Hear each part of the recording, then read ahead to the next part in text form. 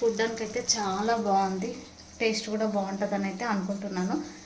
మంచిగా వచ్చింది, వరస్ట్గా అయితే అసలు రాలేదు. గ్రేవీ అది పుదీనా అయితే బగారా రైస్లో నాకు కంపల్సరీగా కావాలి.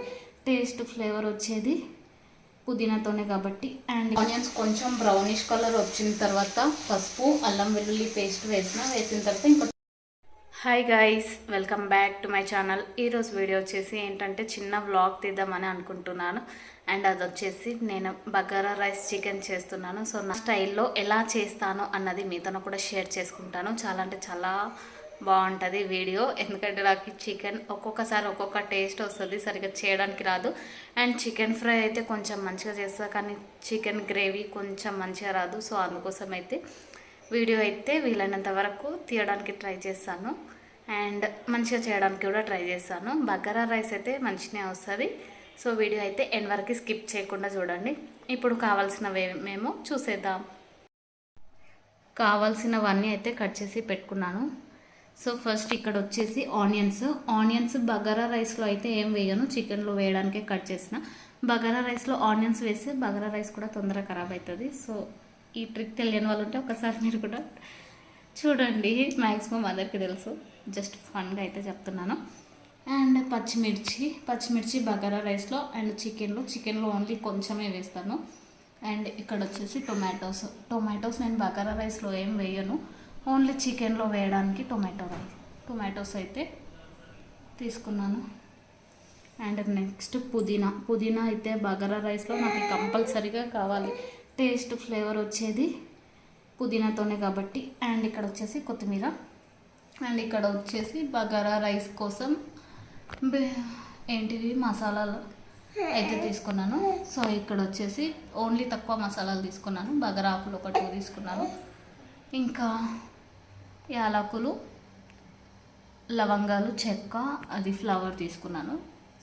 అండ్ ఇక్కడ వచ్చేసి రైస్ అయితే వాష్ చేసి నానబెట్టుకున్న బగారా రైస్ కోసం. అండ్ ఇక్కడ వచ్చేసి చికెన్ కూడా ఫ్రెష్గా అయితే కడిగి పెట్టుకున్నా. అండ్ ఇప్పుడైతే వంట అయితే స్టార్ట్ చేసేయాలి.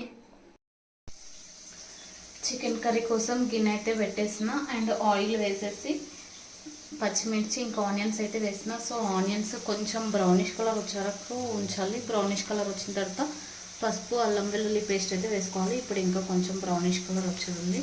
సో బ్రౌనిష్ కలర్ వచ్చిన తర్వాత చూపిస్తాను. సో ఆనియన్స్ కొంచెం బ్రౌనిష్ కలర్ వచ్చిన తర్వాత పసుపు అల్లం వెల్లుల్లి పేస్ట్ వేసిన తర్వాత ఇంకా టొమాటోస్ కూడా టొమాటోస్ వేసిన తర్వాత మంచిగా మగ్గాలి. ఇది కొంచెం బాగా కుక్ అయ్యి కొంచెం గ్రేవీ టైప్ వచ్చిన తర్వాత మనం చికెన్ అయితే వేసుకోవాలి. అప్పుడైతే గ్రేవీ మనకి థిక్నెస్ గట్టిగా వస్తుంది. సో అందుకోసం ఈ విధంగా అయితే చేస్తున్నాను. అండ్ చికెన్ వేసిన తర్వాత అయితే చూపిస్తాను, కంటిన్యూ అయితే చూస్తూ ఉండండి. సో ఇక్కడైతే టొమాటోస్ అవి అయితే మగ్గుతున్నాయి. అండ్ నెక్స్ట్ బగారా రైస్ అయితే చేయడానికి ఇక్కడ ఆన్ చేసిన. అందులో ఆయిల్ వేసేసి ఇంకా మసాలాస్ అన్నీ వేసేసి పచ్చిమిర్చి అండ్ పుదీనా అల్లం వెల్లుల్లి పేస్ట్ అయితే వేసిన తర్వాత ఇంకా కలిపేసిన తర్వాత అండ్ ఇక్కడ టొమాటోస్ కొంచెం మగ్గినాయి కాబట్టి చికెన్ అయితే వేసుకుంటున్నాను. సో చికెన్ వేసిన తర్వాత మంచిగా అయితే కలిపేసిన తర్వాత కొంతసేపు అట్లనే బాగా కుక్ అవ్వనివ్వాలి. కుక్ అయిన తర్వాత వీడియో అయితే కంటిన్యూ అవుతుంది, చూస్తూ ఉండండి.